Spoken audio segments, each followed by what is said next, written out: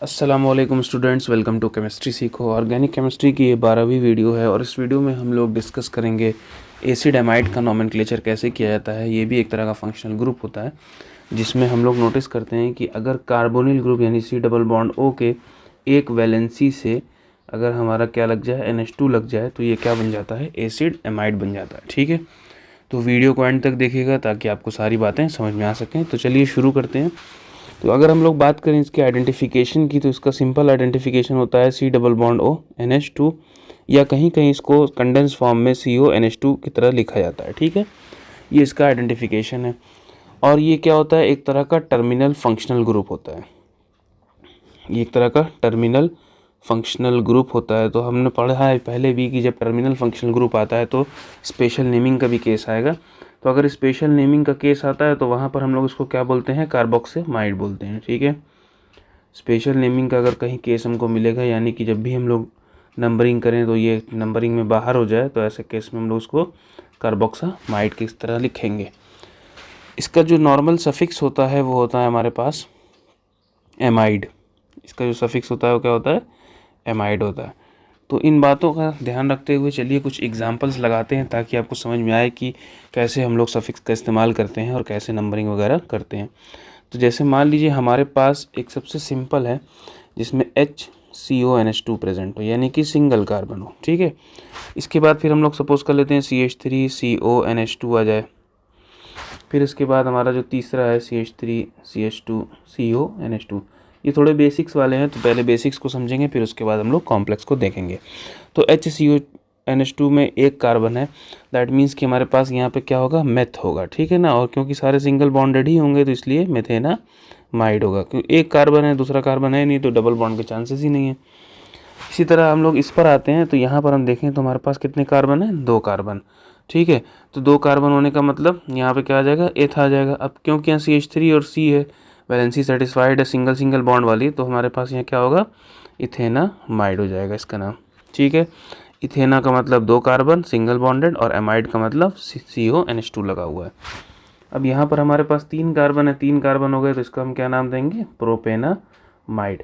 तो इस तरह से हम लोग सिंपली इसका नाम लिख सकते हैं। ठीक है, अब इसमें कभी कभी होता है कि डिफरेंट केसेस आते हैं। जैसे मान लीजिए कि हमारे पास कोई ब्रांचिंग वगैरह आ गई, तब क्या करना होगा।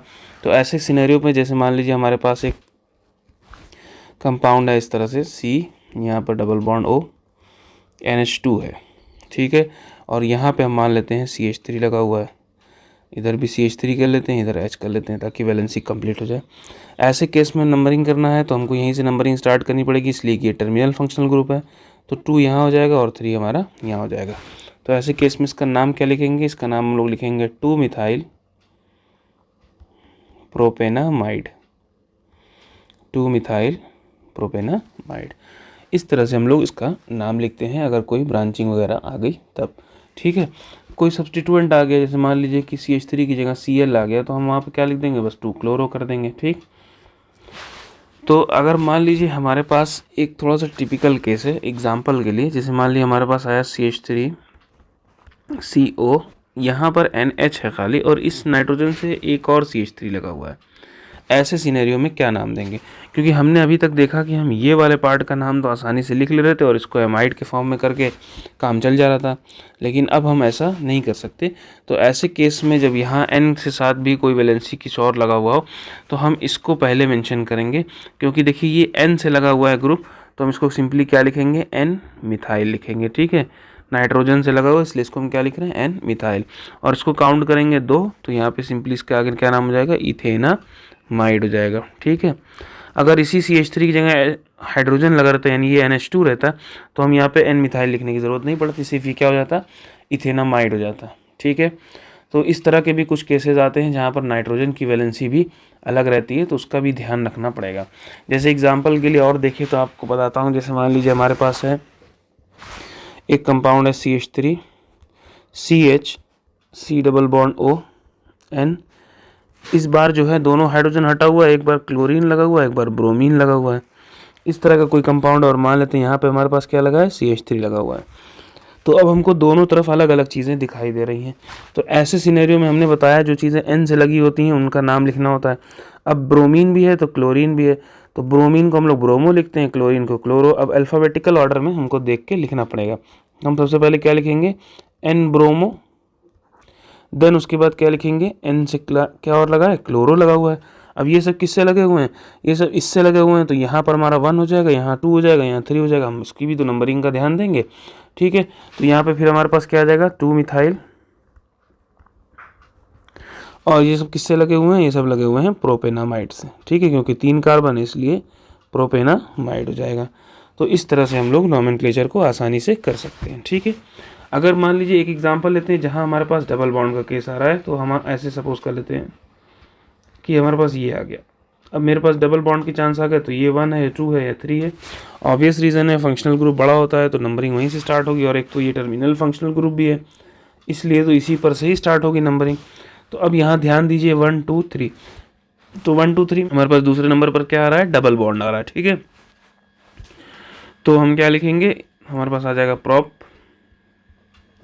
2 एन नामाइड कर देंगे, ठीक है ना। प्रोप माने 3 कार्बन और 2 नंबर पे डबल बॉन्ड है, इसलिए डबल EN लिखा है, और एमाइड हमारा सफिक्स होता है, ठीक है। तो ये हो गए हमारे नॉमेनक्लेचर की बात एमाइड के लिए, एसिड एमाइड्स के लिए। अच्छा, अब जो स्पेशल नेमिंग का केस आता है, जैसे मान लीजिए कि अगर हमारे पास कोई एक कंपाउंड है साइक्लिक, उसमें डायरेक्टली अटैच्ड हो, तो इसकी काउंटिंग बाहर हो जाती है, ठीक है। ऐसे सिनेरियो में ही हम लोग क्या इस्तेमाल करते हैं, ऐसे सिनेरियो में हम लोग इस्तेमाल करते हैं इसकी स्पेशल नेमिंग। तो जैसा पहले हम लोग करते हुए आए हैं दूसरे और फंक्शनल ग्रुप्स में जो टर्मिनल होते हैं, वैसे ही यहाँ पर भी ट्रीटमेंट मिलेगा। साइक्लोप्रोपेन पहले लिखा जाएगा, देन उसके बाद कार्बोक्सामाइड लिख दिया जाएगा, ठीक है। इसी तरह अगर मान लीजिए हमारे पास ब्यूटेन आ गया, साइक्लोब्यूटेन, और यहाँ पर CONH2 लगा हुआ है, तो ऐसे सिनेरियो में इसका सिंपली क्या नाम हो जाएगा, इसका नाम हो जाएगा साइक्लोब्यूटेन कार्बोक्सामाइड, ठीक है। इसी तरह एक थोड़ा सा कंफ्यूजिंग केस लेते हैं, जैसे मान लिया हमारे पास ये आ गया, यहाँ पर CH2 कर लेते हैं, इधर CONH2 कर लेते हैं। अब क्या स्पेशल नेमिंग इस्तेमाल होगी, तो अब स्पेशल नेमिंग इस्तेमाल नहीं होगी, क्योंकि यहाँ पे हमको क्या मिल जाएगी, एक चेन मिल जाएगी, और ये जो हमारा साइक्लिक कंपाउंड है ये कैसा हो गया, सब्स्टिट्यूएंट हो गया। तो हम क्या लिखेंगे, 2 साइक्लोब्यूटाइल